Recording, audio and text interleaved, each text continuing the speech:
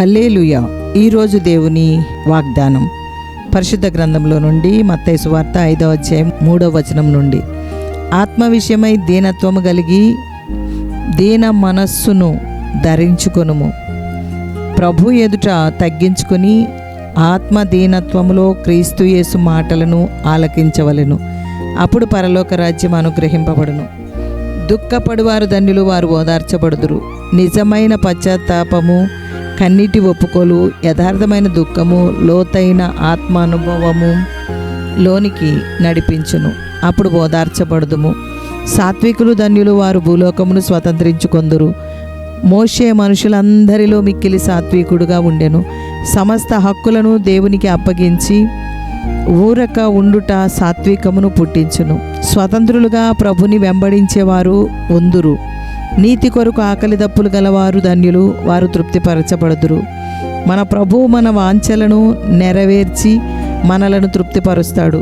మనము పరిశుద్ధ గ్రంథము చదువుట, ధ్యానించుట, ప్రార్థించుటలో నడిపింపబడుదుము గాక.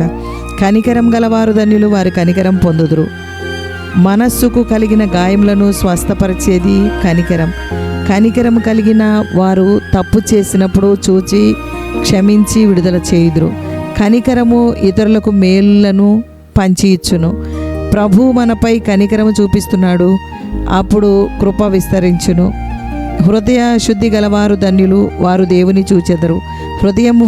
హృదయపు ఆలోచన, తలంపులు, క్రియలు, చూపులలో పరిశుద్ధత కలిగి రహస్య పాపములను తొలగించుకొనుట వలన ఈ లోకంలో దేవుని కొరకు సిద్ధపాటు కలుగును. నిత్యత్వంలో నిత్యము ప్రభుతో జీవించెదము. సమాధానపరచువారు ధన్యులు, వారు దేవుని కుమారులు అనబడుదురు.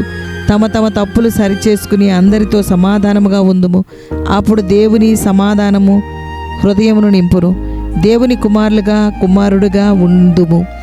నీతి నిమిత్తము హింసింపబడి వారు ధన్యులు, పరలోక రాజ్యము వారిది. ప్రభు నిమిత్తము వచ్చే నింద ఇదే క్రీస్తు శిలువతో జతపరిచే గుణాతిశయం.